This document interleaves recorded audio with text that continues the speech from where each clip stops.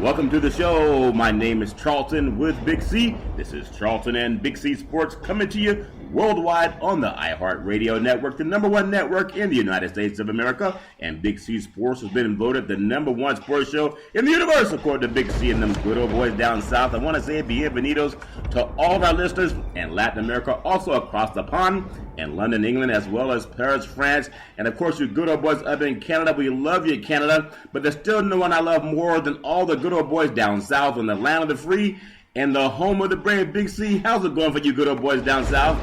Charlton, just a warm and humid Friday here. Everybody got through the week, and now we're living for the weekend. But I don't know if I can make it because I've been burning up all day. They have gone 2 days without rain. I don't know how people in California survive. Yeah, we are here in California. We know what it's like to go without rain. We thought the drought was over, but I guess the heat never left. We have drought is over, but the heat's back. That means lots of humidity on the world of Big C Sports. And also Big C Sports, today's a beautiful July the 14th, 2017, and so many things happening in the world of sports. But one of the things that was kind of caught my mind, because I know a lot of people were talking about that new ESPN, the body issue, and I bought the magazine. And I kind of got mad at the department store. I went back and said, wait, I'm looking for all these athletes. I see a lot of athletes in the body issue, but I don't see Big C. That's the one I came looking for. Big C, what page are you on in the body issue, Big C? Well, Charlton, that's where the controversy arose. How many pages to use? Yeah. Photoshop, we had a problem.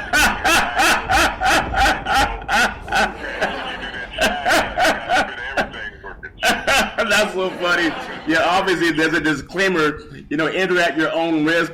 Obviously a lot of good things happening in the world of sports, and really impressed with some of the way a lot of these athletes keep themselves in shape. And so obviously it makes me want to do a few more sit-ups to get a more six-pack. I want to say this segment sponsored by your Northern California Cadillac dealers, home of the all-new Cadillac Escalade, the standard of the world. And when you go by and test drive yours, tell them that Charlton and Big C sent you. Just looking at some of the people in the body issue of Sports Illustrated, I look at some of the people that we have in here, and there's a lady from MMA, Conor McGregor and Floyd Mayweather. They're doing their thing, touring around the world and making people embarrassed that they even like boxing and MMA. But Michelle Watterson, she's a great figure from the world of MMA. But one of the guys that I was kind of shocked when I was looking in there, Isaiah Thomas, I wasn't expecting to see his backside, Big C. He has a lot of tattoos on him playing for the Boston Celtics. Maybe some of that money would go to get more tattoos, Big C. Your thoughts? Well, Charlton, age is the new generation. They're expressing themselves in that way, I always thought that, lip service served the best, if you could tell somebody what you thought. Yeah. How you feel. Yeah. But, everybody's, doing this desecration of the body canvas, for whatever art form that it may exist in. And, I'm still trying to figure it out every time I see one of these young people, covered from head to toe, arms, okay, I'm trying to find the advantage. And I guess the psyche advantage is to let your opponent know that you're crazy. Yeah, I guess so. I think you're right about that. I saw the thing with the Conor McGregor and the Floyd Money Mayweather, and McGregor's tatted up from, I guess all they show is his torso up or torso down, but obviously a lot of paint on a lot of these MMA fighters. We have a lot of this happening in the world of music and entertainment. A lot of the athletes too, because you can see their bodies when they're actually at work. So you notice it on guys like DeAndre Jordan or somebody like a Chris Paul or LeBron James. And that's just the way the younger generation expresses themselves. But I just want to touch on this one thing too. When we looked at some of the body issue and really impressed with some of the people at the ESPYs and for the ESPN segment, Big C, when it comes to best dressed, there's an athlete, it's hard to pronounce her name for me because, I only went so far in school, Big C, but A.J. Andrews, they abbreviated the first A.J. Andrews, actually out of Stanford, and very stunning looking lady. Reminds me a lot of Iman, if you remember the model from back in the day, or Naomi Campbell. And just to be honest, oftentimes when you saw a lot of African Americans considered, the beauty issue, it's always been in the world of sports, but I'm glad they're starting to make it more where she's glamorous as opposed to just in her uniform. Big C, your thoughts? Well, Charlton, you have to celebrate all cultures, especially when you're in sports. When we look at the sports composite of any team, Charlton, it's all the way down to the youth sports. You have multicultural diversity that exists, and for Sports Illustrated finally to get off of his high white horse and, recognize other ethnicities of beautiful women out there around the world. We all appreciate them, not just for their beauty, but for their academia and intelligence. Yeah. And that's the thing that has to be celebrated. That, it takes courage, it takes enthusiasm to rise to the top. Yeah. And we get that so often from these female athletes because they don't have that same level of anticipation of exodus that the male athlete do. There's really no sport sitting out there to say, okay, if I leave after my freshman year, my sophomore year, I'm going to go out and make millions of dollars. The emphasis is on getting an education. So you see all these beautiful women sitting in the classroom for at least 4 years, Chelsea, working on this education, advancing themselves, and becoming leaders in American society. And that's a very good point to put up. Also, a name of Nika. She's actually a 2016 WNBA MVP, and she accepted the Capital One Cup on Stanford's behalf. Stanford University does a great job of recruiting student athletes, and a lot of them are more than just athletes, of course. Big C, they're really good in the classroom, and then they go on to their playing days at whatever endeavor they choose to. The New England Patriots had James White and Deion Lewis. They were pretty clean looking. The rough thing about them is their tattoos were not very prominent, like some of the other guys in the world of the ESPYs, in the world of pro sports. But someone that I thought was very stunning, Lindsey Vonn. We know a lot about her accomplishments on the ice, on the slopes, Big C. And obviously, it seemed like stars date stars, where she had the thing going on with Tiger Woods, and there's another gentleman that she was dating also. But I just want to say it's not as much an issue now when you have what they call black-white dating, or whatever you good old boys call it down south. The miscegenation, I think, is what you guys call it, Big C. But obviously, that's not much of an issue now. When in the past, obviously, those relationships were kept hush-hush. It was more of a secret download thing. I'm glad now that people don't have to hide that, as they say, in the closet for whatever reason. We know a lot of that used to be something that was taboo. Now it seems to be more out in the open. Big C, your thoughts? As we look into the social relevance of all these things too, and Big C, I know that we were asking some of the things with just the social relevance of things going on in the world of sports. Out here on the West Coast, it's not a big deal to see people of different cultures. I know down south it might still be something that's a hidden thing. Does that bother some of the good old boys down south when they see someone like a Lindsey Vonn who was with Tiger Woods? Now there's another African-American man that escorted her to the ESPYs. Is that still a big issue down south, Big C?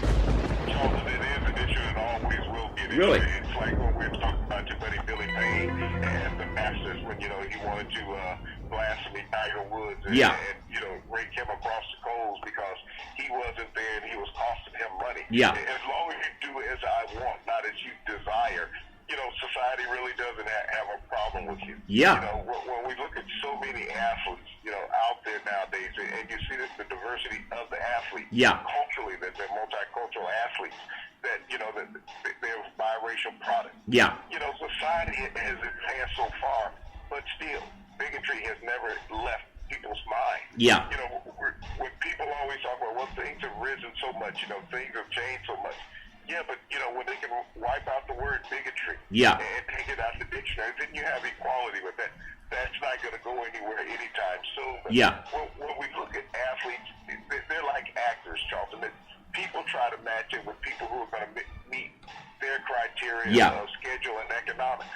Yeah. That's what you look at. So whether it's a Lindsey Vonn or anybody else, Charlton, who comes out on the main stage, and one of the things they don't like to show for the most part is an African-American male athlete with Caucasian male athlete. Yeah, and that goes, One thing that they try to shun as much as anything. You can see it in the vice versa to a degree. Yeah. But, in a way, it's mentally disheartening to those people, those broadcast executives, who say, hey, how is he doing this? Yeah. It's not about how he is doing this. This is why these two people choose each other. No one's forcing anyone into these situations like you did in America 200 years ago. Yeah. We had no say so far as what happened, but it was fine in society. Even 100 years ago in America, when these things would happen. Yeah. Society, always took that negative page. And you can't, whenever you talk about the advancement of people, culture, and race, that's where bigotry has to go and allow people to be people.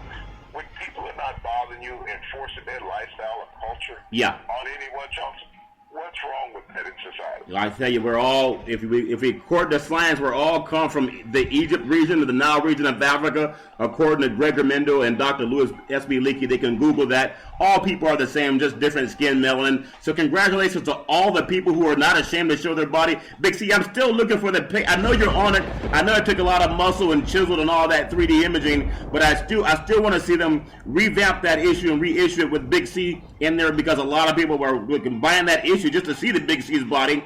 DeAndre Jordan, obviously great shape. Julian Edelman for the Patriots. We talked about MMA, Michelle Watterson, tennis player, Caroline Wanisaki, I believe is her name. She's in great figure also. That's a guy that plays football for the Dallas Cowboys. Now, you know, Big C, as an NFL football player, you guys like to grab a lot. This guy doesn't have any scratches on his stomach. I'm starting to wonder, how does he keep from being scratched so much when he has a six-pack and he's always trying to show a six-pack? Big C, your thoughts? I think it might be a little airbrush.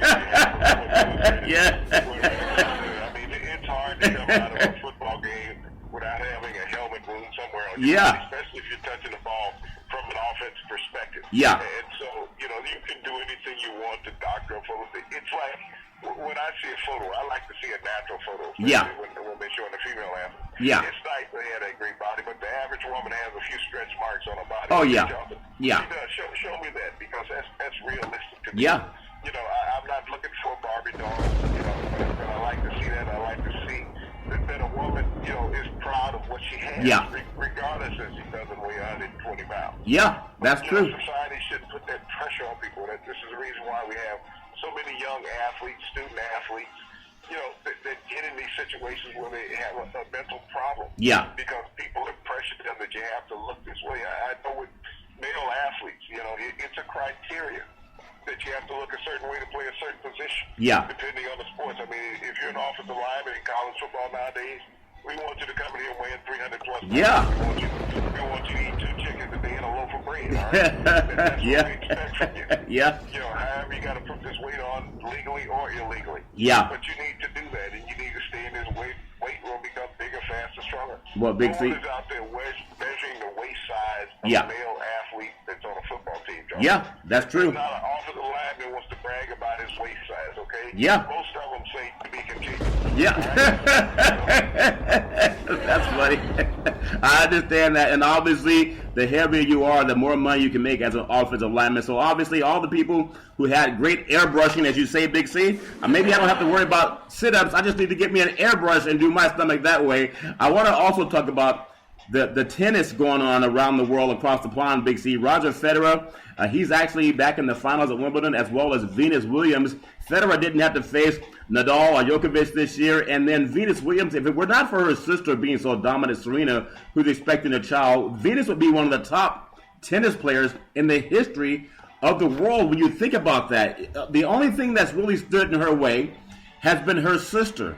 And I'm sure she's happy when her sister wins, but that family, under the tutelage of their father, they've gone on to conquer the world in the world of tennis, from Compton to across the pond, Big C. Just talk about what it means as Venus is this is her 6th title. She's chasing the 6th title at Wimbledon, Big C. So much for a 37-year-old athlete. Talk about the success that the sisters from the Williams have had, Big C. Your thoughts? Well, perseverance is utmost, Charlton, as far as her fortuitous. You know, her sister's not playing this year, which gave her a direct path, basically, to the finals. Yeah. But you know, at 37 years of age, where you're paying the average woman that you compete against is 10 years younger than you, this speaks something about the mental balance of the Williams sisters. Yeah. We've spoken about before their tough upbringing in Compton, having to go out on bullet-riddled, tennis courts, and where there was always a threat against your health, when you were there. But this has helped them survive at this peak professional level, Charlton. Since they've been in the game. And when we talk about athletics, everybody understands what athletics, regardless of what sport you're playing. But these games are 90-95% mental, because everyone is a tremendous athlete. In the sport that you're in, the sport of your chosen field. But it comes down to that mental preparation and fortitude, as far as whether you can survive, how much you can compress and compromise, in understanding your daily ordeals in your business. And that's what we have with Miss Williams, Charlton, is someone who is so mentally strong and adapted to this environment that she's in. It's just, she's having fun. She's playing with house money right now. Yeah. And that's what she's doing. And there was never any pressure on her from day one. She wasn't a favorite. She wasn't a top 5 rankings in the world. No. She's just a woman who wants to play tennis with passion, and we've seen the passion and the compassion. People have tried to distract her in press conferences. Yeah. It didn't work. You know, no one apologized for doing that, and that's always a problem with me with the media, is that they don't apologize when they do something wrong and negative to an athlete, but they just move right on like, hey, this is what we can do. Yeah, what they can do. And it belongs to us. Yeah. And it's not true, but I want to congratulate Ms. Williams for her advancement to the finals of Wimbledon. Yeah. You know, being a tremendous, inspiration for so many athletes out there, John. Yeah. Female athletes, African-American athletes, to show that there's no barrier Yeah. unless you present it when you're out there at peak performance. Big C, that's a very good point. I do want to say that sports is a billion-dollar industry, and boys and girls sports is the foundation to that billion-dollar industry. For every athlete, you need insurance. We go through Ben and Mark. They've been around for half a century, and whether you're a pro athlete, a collegiate athlete, a high school athlete, or even your mom and pop soccer league, they got you covered, and they work directly with Big C Sports. If you reach out to them, let them know that Charlton and Big C sent you. Big C is speaking of sports across the NHL, National Hockey League. Obviously, it's not the most marketed sports in the United States of America. Football's number 1, NBA is number 2, and baseball's number 3. And then college football is probably right on par with the NFL when it comes to fan participation in television. Would you believe you can get a yard sale of a team, the Carolina Hurricanes, for sale for about $500 million? I thought I saw that wrong. You could buy the whole franchise for $500 million. It has to be approved by the NHL Board of Governors. But Big C, the Golden State Warriors, their starting five are worth about $500 million. Your thoughts on how cheap you can get a team in the NHL, Big C, your thoughts?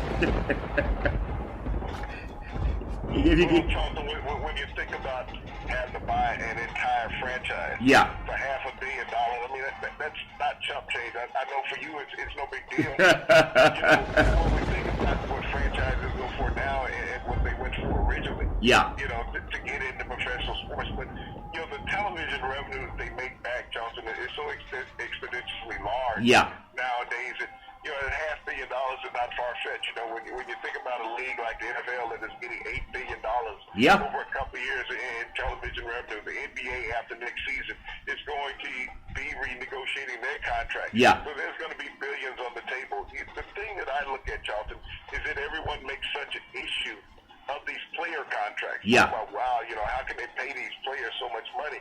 Where's the money coming from? There's a guy could name the owner. That's where the money comes from, the guy that's a billionaire. But he's paying millions of dollars to one of his employees, okay? But he's making billions of dollars, Johnson, on the back end. So he's not sweating it in any kind of way. We had talked about the adjustment the other day is that the players receive 43% of the revenue in the NBA. Okay, the owner gets 47. So if I'm the sole owner, Charlton, I get 47% of that $1 billion+ dollars. It's a lot of money to my organization, okay? And I'm splitting up that 53%, Charlton, between 15 players.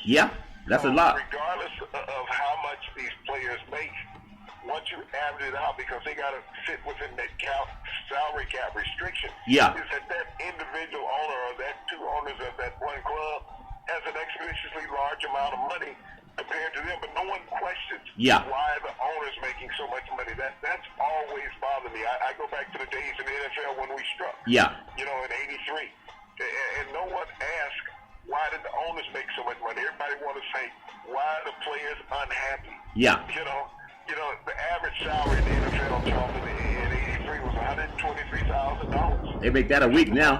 That's a week's pay. $123,000. A player today, Charlton, on an NFL practice roster who never dresses for a game during the season will make $353,000, Charlton, just going to practice for the entire season. Where a player who went out and got battered every play back in 1983 could only average $123,000, Charlton. So this is the reason why players are constantly struggling and battling, trying to get more money, whether it's in hockey, whether it's in basketball, whether it's in baseball, Charlton. Your window is short. When we think about the lifetime ownership ownership of an organization if you want it. We talked about the Spirit of St. Louis earlier in the week. Yeah. A team that's going to live in purgatory financially from the NBA. They were part of the ABA, but in 74, there were 5 teams and only 4 were going to be absorbed. Yeah. They made a deal with the 4 teams going in that they would receive a certain percentage of their television money. Big C, that was $20 million a year, Charles. Yeah, that's a great story that you pulled up.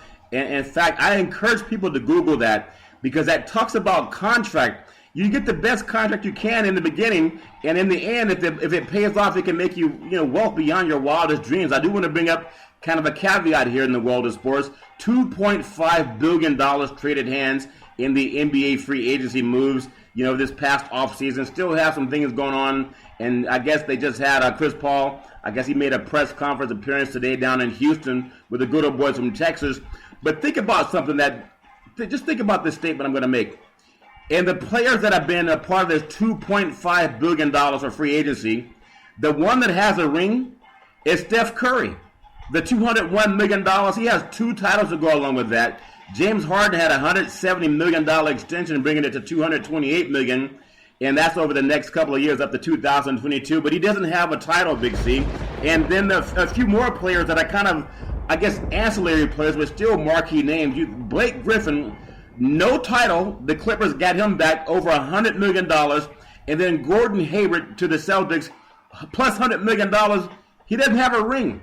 None of these guys outside of Curry, unless I'm missing one, does not have a ring, Big C. So we talked about jokingly how the Carolina Hurricanes are a yard sale franchise for the NHL. Well, when a player without a ring, a team is willing to give them $228 million, does that lessen the value of winning a championship where marketing is more important than results? Big C, your thoughts? Well, it is, Charles. It's all about marketing. The thing that draws the fan nowadays is the amount of money that's being spent. I don't even know if they understand what gamesmanship is, Charles, about winning. Yeah. Pride of excellence in winning is because players make so much money, it's not as exciting about going out there. People say, well, they play for the love of the game. Yeah. Well, I haven't seen anybody turn down their paycheck yet, Charles. When they get suspended and fined, they're all appealing the fine. Yeah. So the love of the game is not true about how a lot of broadcasters want to speak about the sports nowadays. It's not there. Yeah. It's about the love of the gigantic paycheck that I'm getting, and I'm not saying that that's wrong. Yeah. Because it's the evolution of the game.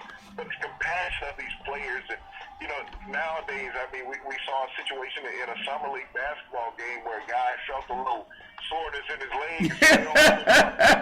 The rest of the league, he felt a little soreness in his leg. Yeah. I mean, if you want to go back and look at some old newsreel of players playing in the NBA with ace bandages around their thighs because they didn't have the neoprene sleeves. Look at Willis Reed, what he did back in the day. Willis Reed with the knee. Yeah. And they didn't have the orthotic knee braces that they have today Yeah. to support his knee. He had to go out there with basically tape and Band-Aids, Yeah. trying to hold his knee. And duct tape. I think he was one of the first ones to use duct tape inside of his shoes, Big C, from what I understand. So, when I look at the athlete and I listen to the broadcast, and he's there for the love of the game. It's like the broadcast. He's not there for the love of the broadcast. Yep.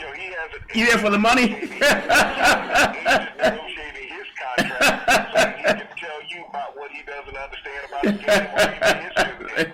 That's funny. And getting you to believe him, and his agent has negotiated a deal for him that he can go on television and not be all knowledgeable, but you have to pay every aspect of his contract and the player's contract. Big C, one of the funniest things I heard on a program I was watching, and it had Floyd Money Mayweather's father, who's helped train over 17 world champion fighters, and they had, I think it was Shannon Sharp and Skip Bayless, and Bayless was saying that he's going to go with Conor McGregor, who is 21-3 in MMA. He's been choked out 3 times in MMA and only 24 fights. He really lost twice to Diaz, but it wasn't marketable to have a Hispanic guy trying to get the European audience to love the MMA, so they gave that one to McGregor also. And a lot of people believe that Diaz beat him twice.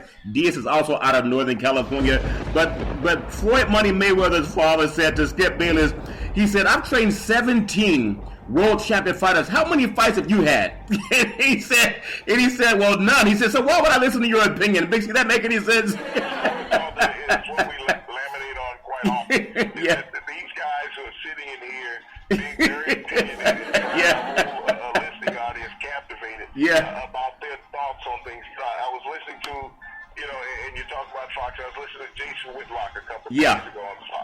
And he was giving his opinion about wives and players, how the wives have an impact on a player's thoughts. You know, and I was listening to Jason. I said, maybe this is the reason why you're single. Yeah.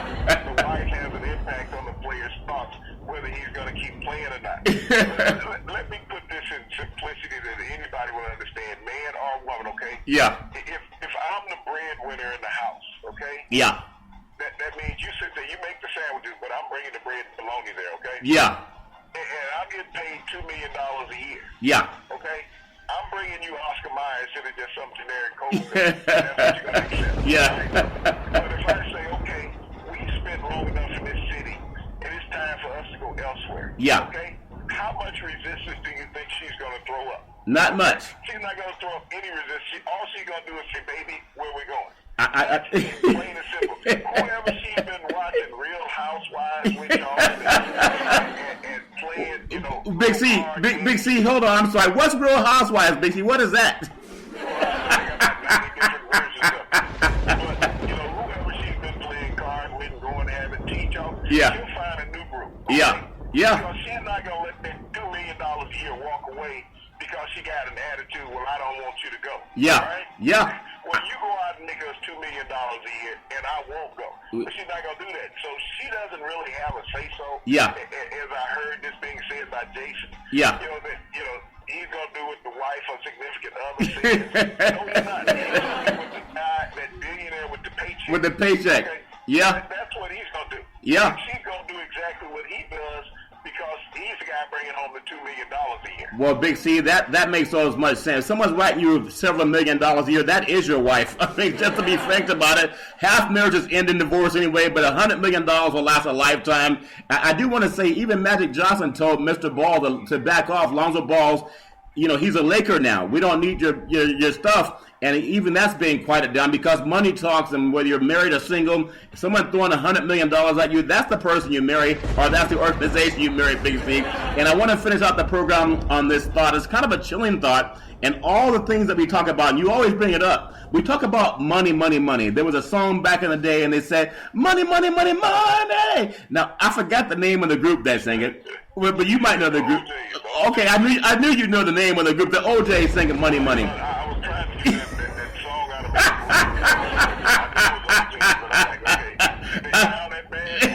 Yeah, well, look, they did. I did mine live. They had all those compressors and processors and all that jazz.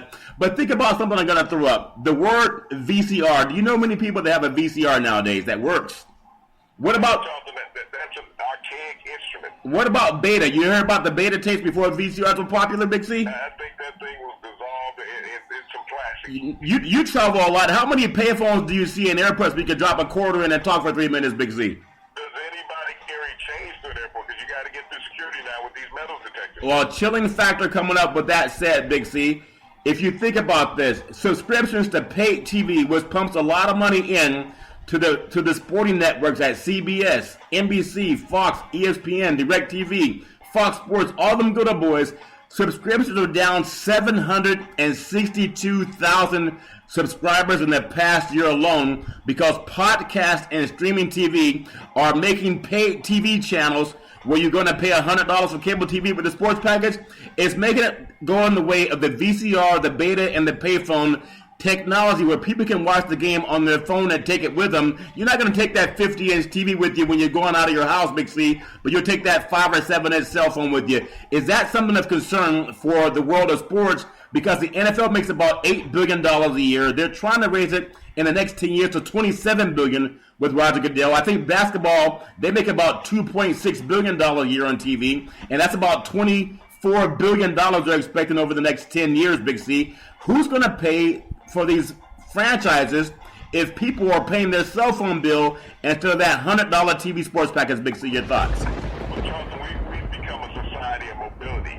We just witnessed it this week in Miami at the All-Star game. Yeah. Why do I want to go sit in this hot stadium and watch a game that's really meaningless and pay that exorbitant price for a ticket? You cannot force me to pay for what I don't want to see. Yeah. It's like buying a cable package nowadays. Well, you got to buy these 200 channels if you want to get the 6 channels you want to watch. Yeah.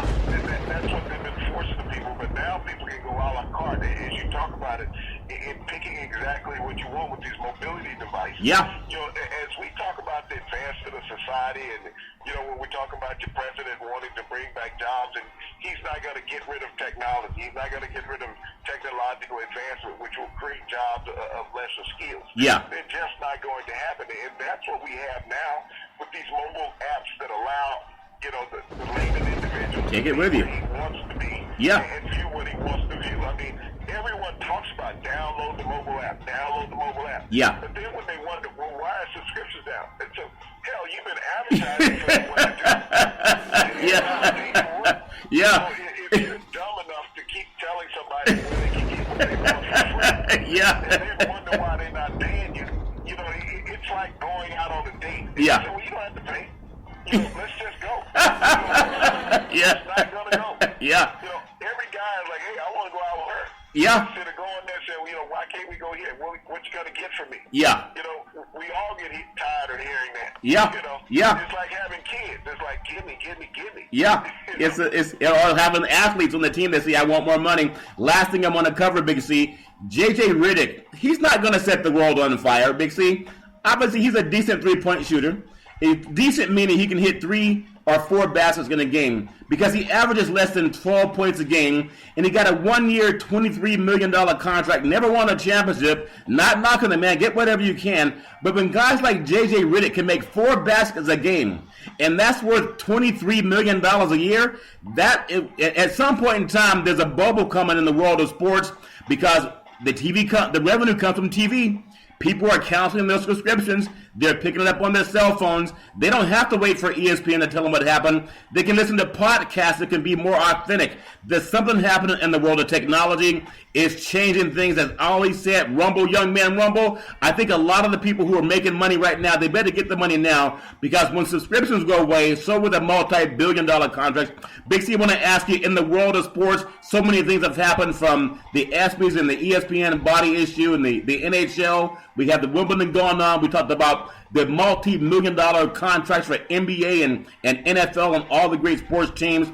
Big C, let me ask you, what's going on in the world of sports? What are you looking forward to in the sports universe? Well, Charlton, I'm looking for this equality to come about in sports. As we're moving to the weekend, and yeah. We're in that dry period in sports where there's really not a lot going on. Baseball is starting to kick back off. We have no NFL, no NHL, no NBA. Yeah. Other than this attitude about free agency where all this money is being spilled about on the players who don't win championships. Yeah. But that's always been the crux of professional sports, Charlton, since free agency has began. It's like, I always want somebody to make sense of it to me. Yeah. Is that, why are losing players worth more than winning players? Amen. And that's the thing that I've always tried to understand since free agency, and we had to go through that back years ago. Yeah. Why are the losing players worth more than the winning players? I think any fan wants to understand that, and I think it's the responsibility of these organizations to make the fans understand why they're paying for losing players, and they can't build a championship team. Yeah, that's a very good point, Big C. And as we close out, NCAA basketball March Madness, $850 million for March Madness alone. They're expecting that to raise to $1 billion a year over the next 10 years. Coming from TV contracts, when TV goes away like the payphone and the cell phone and the beta TV, who's going to pay for that? I'm going to tell you, you can find out by listening every Monday through Friday at 5 and 6 p.m.